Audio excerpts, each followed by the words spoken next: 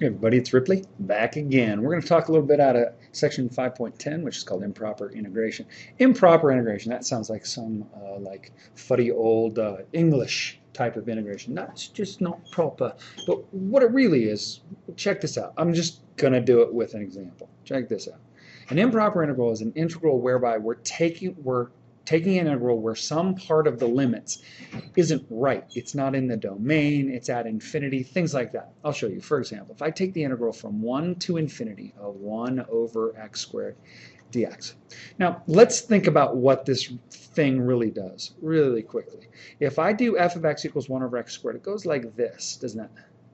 And if I integrate from 1 to infinity, so I know that I've got the point, this is badly drawn, clearly, 1 comma 1, everything's badly drawn when I draw it, and I'm looking for the area underneath the curve. Now, you may say, Ridley, there is no freaking way we're going to be able to integrate this because I go out to infinity. But I want you to think about this for just a sec. We have, what is an integral? An integral is a sum, right? And we're going to add up an infinite number of rectangles which are infinitely thin, right? So what happens if this thing becomes asymptotic to y equals 0 quickly enough? You will hear me refer to this as the garden gate. In other words, if this function can snap down close enough to y equals 0 quickly enough, is it possible for me to actually find a value for this integral? I'll show you. It's such a clever trick. All right, so let me change colors back again. And we'll just do it really simply. Now, one thing we're not allowed to do is we're not allowed to talk about infinity as a limit because it doesn't exist. In other words, we have to have values that exist for us to be able to talk about. So we just do a really clever little parlor trick is all we do.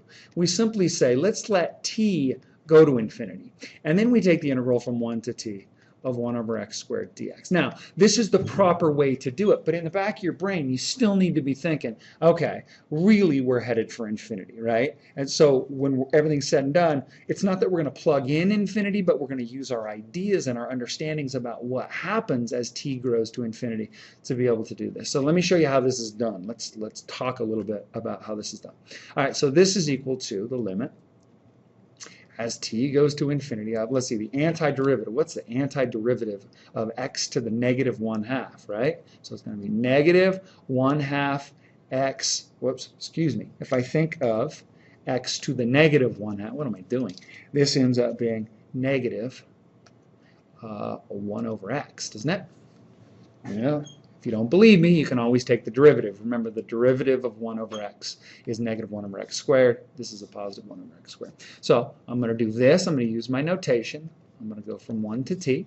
So this is equal to the limit as t goes to infinity of, now look at what happens. I end up with negative 1 over t minus negative 1 over 1.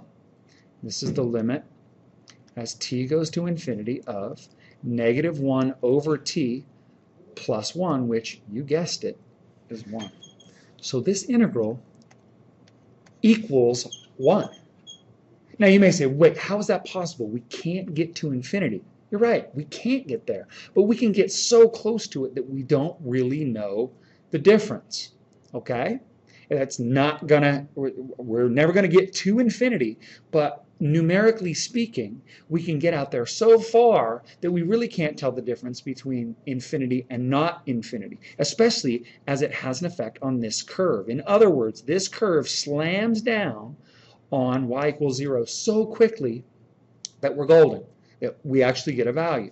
This is called a convergent, improper integral. We've used convergence before in our pre-calculus, right? We've used it in limits. We're not afraid of the word. Now, what about this one? What if I take the exact same integral, but I do it from 1 to x of dx? Okay, same looking function, but it may not get down there to y equals 0 quickly enough. This guy right here is y equals 1 over x versus this was y equals 1 over x squared.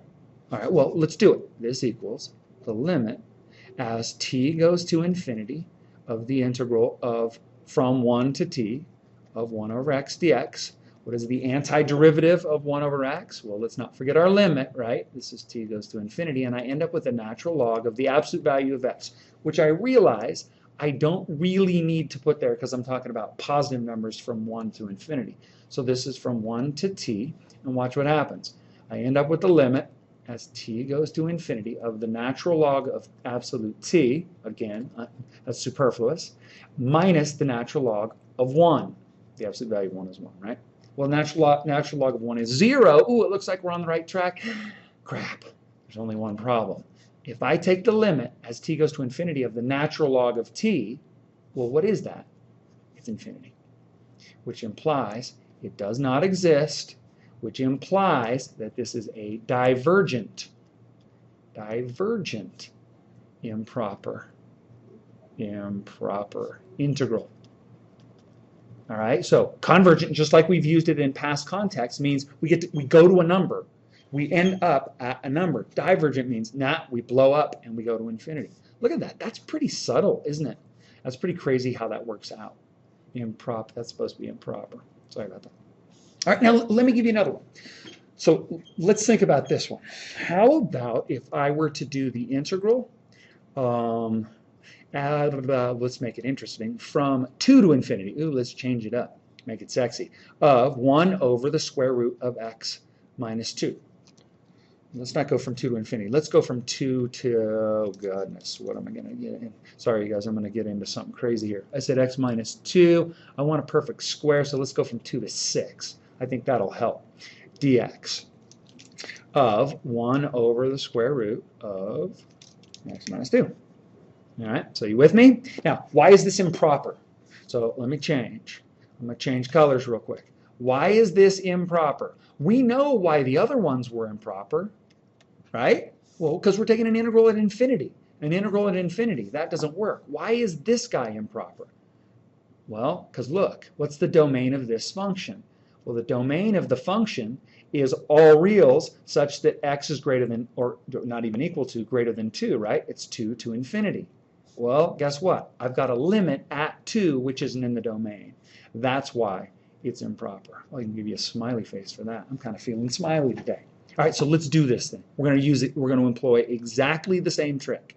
I'm going to take the limit as t approaches 2. In other words, do you see that what I'm doing is I'm substituting out the value that doesn't work.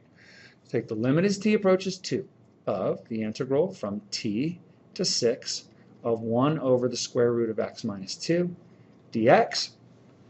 What's this equal? Hopefully you are savvy enough at this point to if you remember, the antiderivative of 1 over root x is 2 root x. So I could do a simple u substitution here, although it would be kind of a pain in the butt because these t's and 6's get in the way.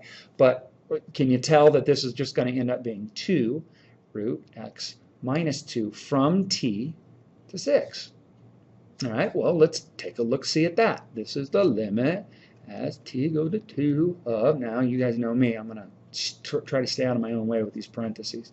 This is going to be 2 times the square root, oh, that should be x minus 2, right, not x minus 6, of 6 minus 2, right, minus 2 times the square root of t minus 2, t minus 2.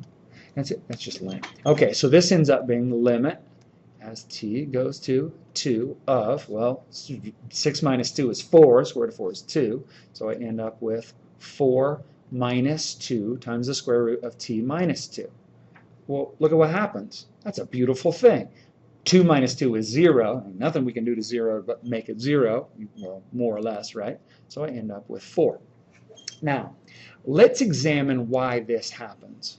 Let's look at why this function, when we would think it would diverge, because we're not even talking about a value that's in the domain. Well, why does it do what it does? Well, what is 1 over the square